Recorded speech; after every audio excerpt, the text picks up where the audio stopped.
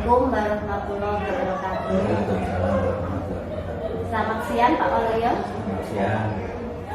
Seperti yang telah saya sampaikan kemarin bahwa hari ini saya akan melaksanakan wawancara dengan Bapak terkait bagaimana Bapak melaksanakan pengambilan keputusan. Baik, silakan Bapak perkenalkan diri dulu. Assalamualaikum warahmatullahi wabarakatuh. Saya Waluyo SPD, Kepala Sekolah SMP Negeri 2 Reban Petan. Waalaikumsalam warahmatullahi wabarakatuh. Baik, Bapak nanti ada beberapa pertanyaan yang harus dijawab dari wawancara yang akan saya laksanakan. Baik, kita mulai saja ya. Ya. Yang pertama, selama ini bagaimana Pak Waluyo dapat mengidentifikasi kasus-kasus yang merupakan dilema etika ataupun rujukan moral? Itu agak sulit Pak ya, karena kita harus mengambil keputusan dilema etika itu benar lawan benar. Jadi kita harus memutuskan yang lebih pas, karena dua keputusan itu paling tidak bisa istilahnya goyang, harus yang betul-betul tepat. Kalau rujukan moral itu berarti kan benar lawan salah, berarti itu bisa ditoleransi. Tapi kalau yang etika moral itu kita harus betul-betul cermat dalam memutuskan suatu permasalahan, jadi keputusannya bisa meyakinkan. Baik, kalau bisa saya simpulkan, berarti kalau dilema etika itu harus betul-betul memilih dengan cermat karena sama-sama beratnya, sama-sama benar dengan benarnya. Kemudian kalau yang rujukan moral itu berarti kita ada semacam kelonggaran, ada toleransi sehingga lebih memudahkan dalam memilih atau memutuskannya. Kemudian selama ini bagaimana Pak Waluyo menjalankan pengambilan keputusan di sekolah, terutama jika ada kasus-kasus yang sama-sama kepentingan yang mengandung nilai-nilai kebajikan, sama-sama kepentingan yang penting ya. Dalam mengambil keputusan yang sama-sama penting itu ya paling tidak kita harus mengkaji dulu permasalahan satu dan permasalahan yang lain, biar tidak menjadi dilema yang berkepanjangan. Jadi keputusannya yang saya ambil harus tepat dengan mempertimbangkan beberapa aspek yang ada dari masyarakat, lingkungan maupun stakeholder yang ada di sekolah. Baik, berarti kalau bisa diambil garis merahnya atau benang merahnya itu dalam mengambil keputusan, mengkaji permasalahan, kemudian permasalahan yang diambil harus tepat, harus mengandung nilai-nilai kebajikan yang universal ya. Kemudian juga mempertimbangkan lingkungan sekitar, baik dari masyarakat maupun lingkungan sekolah, dan tidak memihak ya Pak ya. Iya. Baik. Kemudian apakah ada langkah-langkah atau prosedur ya yang digunakan atau yang seperti apa yang biasa Bapak lakukan selama ini, langkah-langkah dalam membuat keputusan tersebut? Keputusan yang saya ambil ya tentu saja mempertimbangkan beberapa aspek. Jadi aspek yang kita ambil itu otomatis langkah-langkahnya ya dari permasalahan itu kita kaji, kemudian kita dalami permasalahan tersebut, kemudian kita mengambil keputusan dengan melibatkan beberapa stakeholder, terutama orang-orang yang bermasalah atau lingkungan sekitar.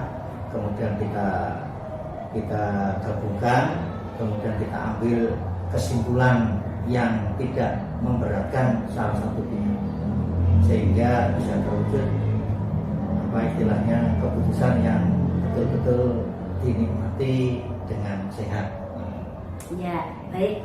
Berarti harus mengkaji, mendalami juga ya. Tidak serta-merta keputusan itu diambil tanpa memperhatikan lingkungan sekitar ya. Baik. Kemudian hal-hal apa saja yang selama ini hal-hal apa saja yang selama ini Bapak anggap efektif dalam mengambil keputusan pada kasus-kasus dilema etika? Hal yang efektif. Hal-hal yang paling efektif ya paling tidak ya kita harus mencari solusi yang tepat tadi itu. Jadi misalnya ada permasalahan personal ya berarti mereka dipanggil dulu.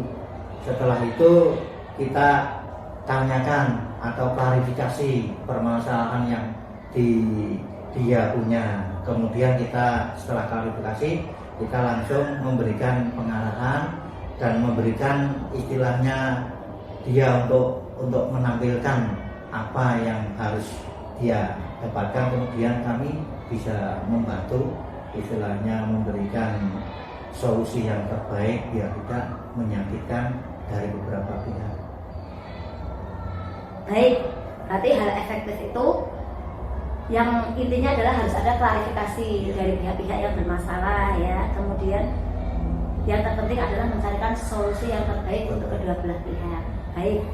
Kemudian hal apa saja yang selama ini merupakan tantangan dalam mengambil keputusan pada kasus-kasus dilema etika?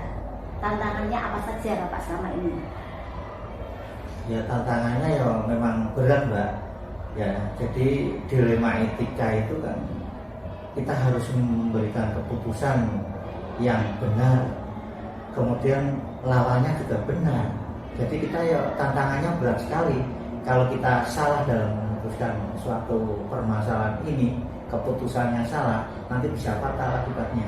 Jadi paling tidak ya kita mendalami dulu kasusnya yang krusial itu apa, kemudian kita klarifikasi. Setelah itu kita mencari permasalahan itu dan permasalahan itu dipecahkan bersama dengan tim sekolah yang ada, kemudian bisa mengambil keputusan yang paling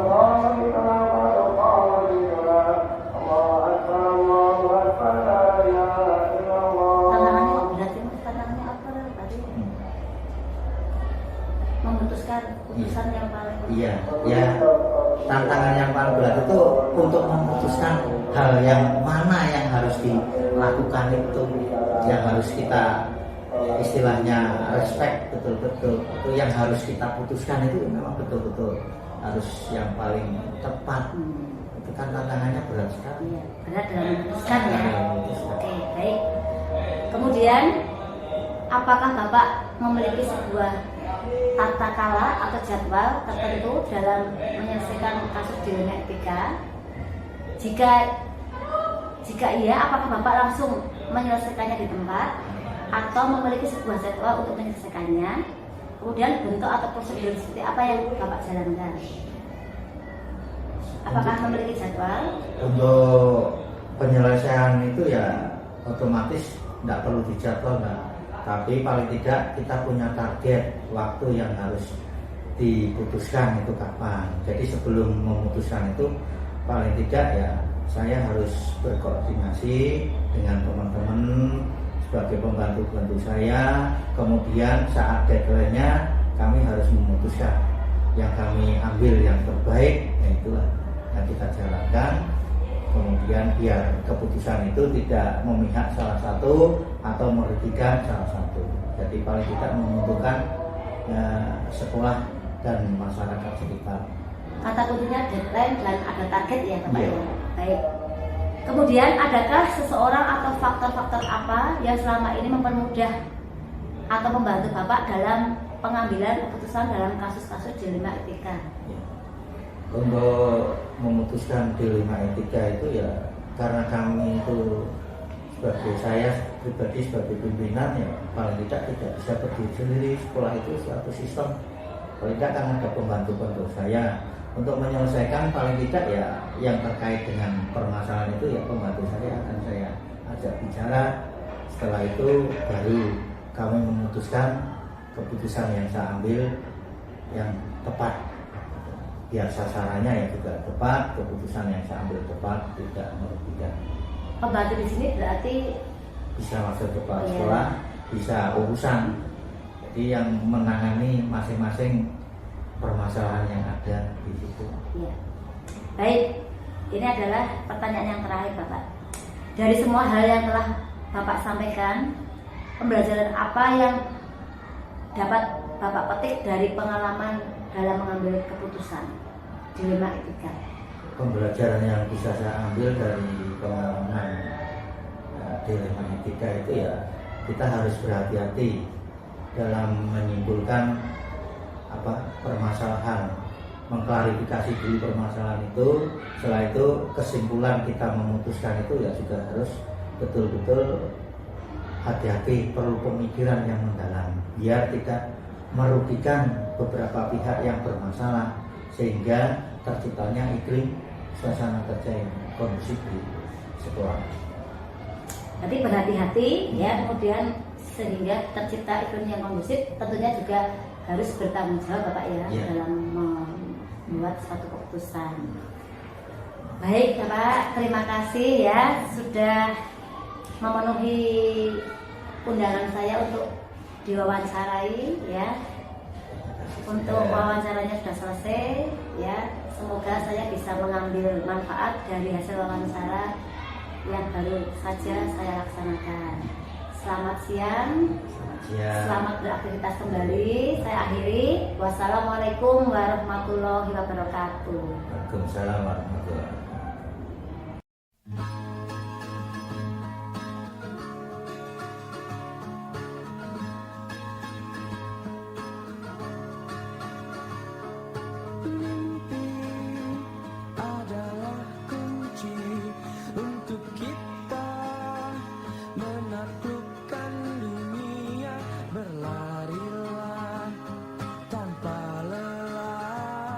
Sampai engkau meraihnya, laskar pelangi takkan terikat waktu. Bebaskan mimpimu di angkasa.